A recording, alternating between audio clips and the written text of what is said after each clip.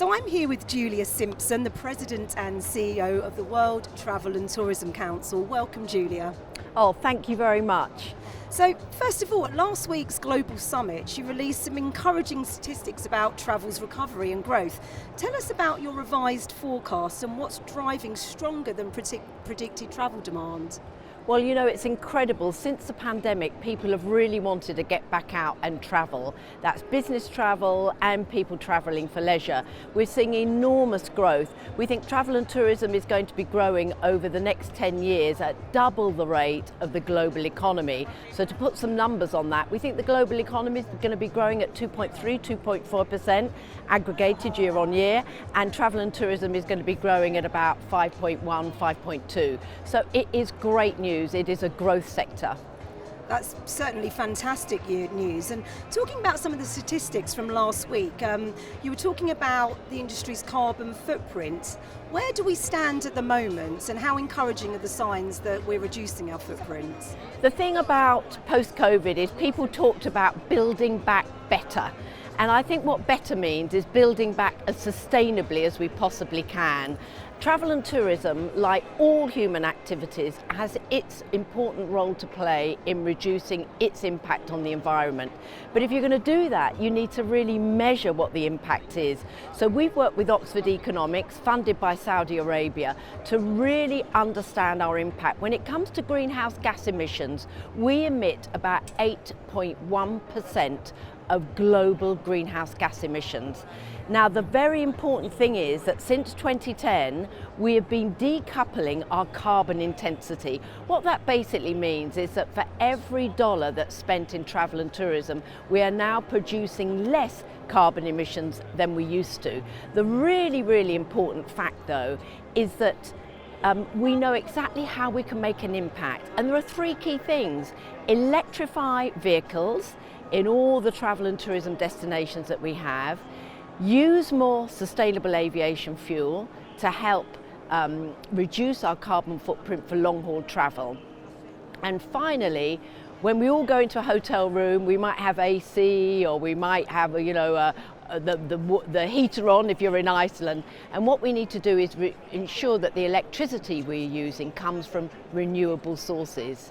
Well, certainly some encouraging signs there, which really leads me nicely on to my next question about WTM's theme, which is you have the power to change travel and travel has the power to change the world. Now, Julia, how can travel be a powerful catalyst for change?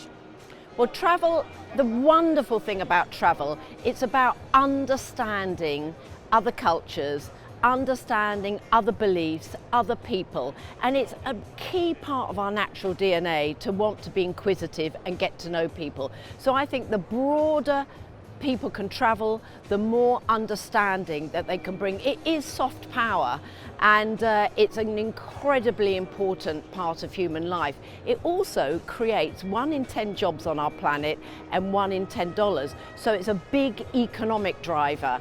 And we have more young people working in our sector and more women working in our sector at a younger age than we have in any other economy. Now, talking about learning from one another, at last week's summit in Rwanda, we learned so much, didn't we, from how Rwanda is approaching tourism. Could you just tell us about some of those wonderful examples we heard? Yeah, well, Rwanda is the most incredible country. It's landlocked, it's the very mountainous, very, very green. They call it the Switzerland of Africa. It's very safe. They've tackled corruption.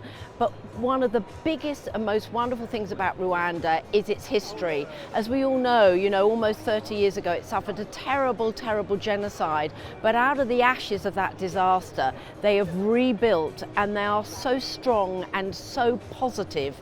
And one of the great examples is what they did with the mountain gorillas. There used to be only 200 gorillas existing left in the world, mountain gorillas. They were on the brink of extinction, and they worked with the farmers to ensure that when visitors go, and you have to pay a premium to go and see the Rwandan gorillas, When they go, they share 10% of that with the local farmers, another 10% with the Rwandan Development Board that builds schools and they build hospitals.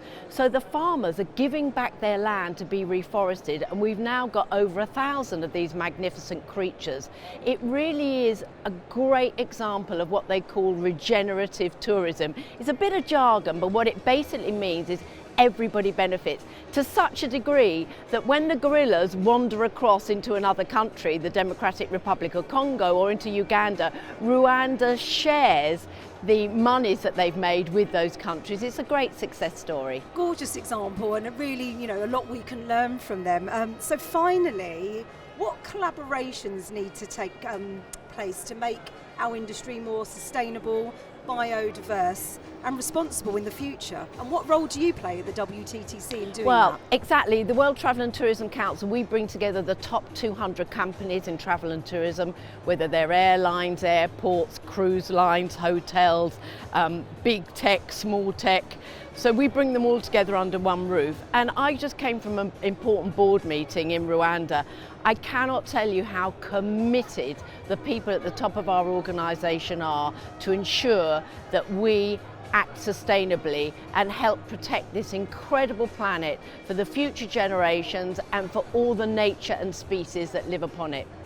Well, that's great news for our industry, and Julia, thank you so much for joining us today. We know you're very busy here, so we appreciate it, and see you soon. See you soon. Great to talk to you again.